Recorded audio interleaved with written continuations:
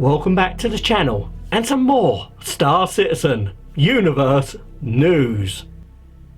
Now behind me you'll see the F7 Hornet Wildfire. Now that's the ship which is free to fly in the mini PU if you're an RSI subscriber this month. Now this week's ATV was hosted by Sandy Gardner. Now with Chris Roberts away in the UK and also visiting Frankfurt, her co-host was character artist Josh Herman. Now Brian Chambers gave us an update from Foundry 42 in Frankfurt where they've actually added 6 new members of staff to the studio. For the weapons team, they've been busy reworking some of our current weapons from the Klaus and Werner manufacturer.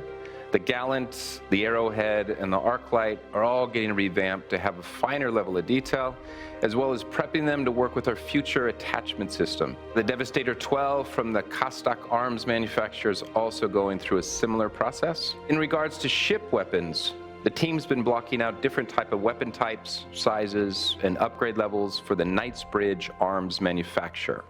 The QA team here in Frankfurt works closely with both the design team and the engine team on a daily basis to support them however they need. One bit of recent support was validating damage to players.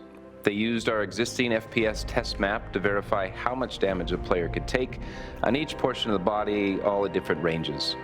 They used all existing weapons at various distances, both online and off, and documented all their findings along the way. In the process, we actually found some discrepancies in the damage taken to player, so we were able to tear those apart and rectify those for our 2.6 release. Now I was recently over at Yella where the Starfarers, the wrecked ones, are, and I was just floating around and there's all kinds of things to pick up around those wrecked Starfarers, and by chance I came across the Arrowhead sniper rifle and was able to get a real close-up look at how that weapon looks at the moment.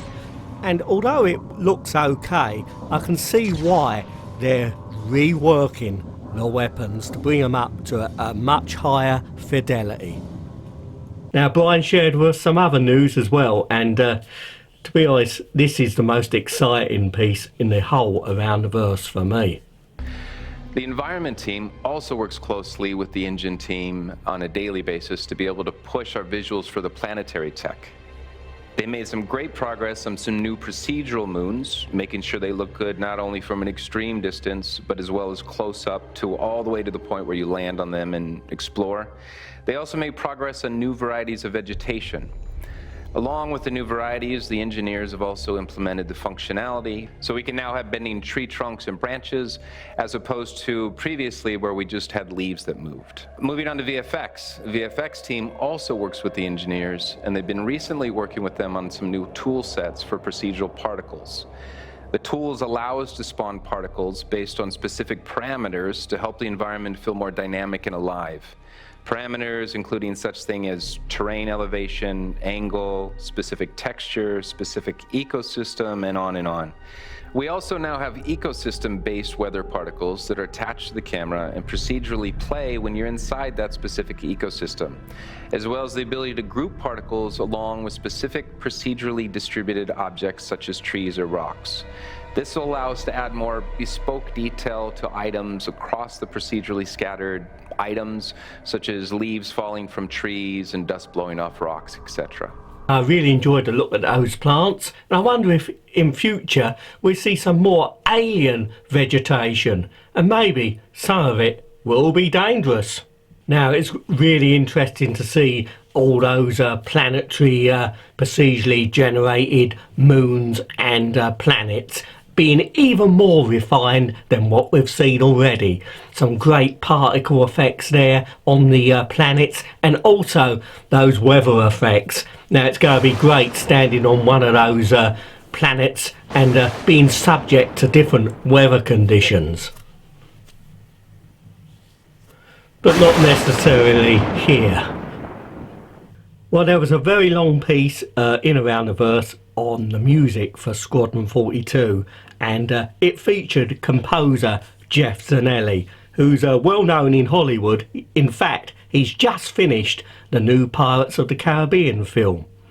Now this was a long piece, so I'll leave a link in the description so you can go and enjoy it yourself. But basically it showed how important music is in games, because if you can imagine films, Star Wars, without the music, well, you'll get what I mean. But basically Squadron 42 is going to have a groundbreaking dynamic music system, so it's going to be great to hear Geoff Zanelli's work when the game comes out.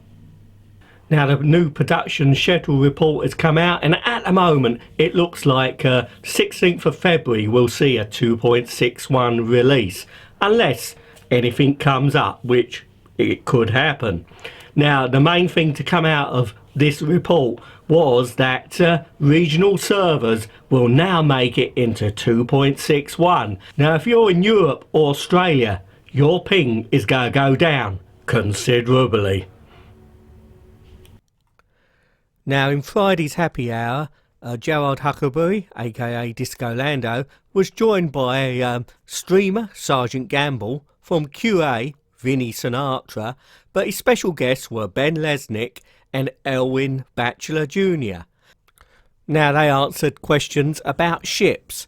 Now Elwin has been, he is working on the Aurora.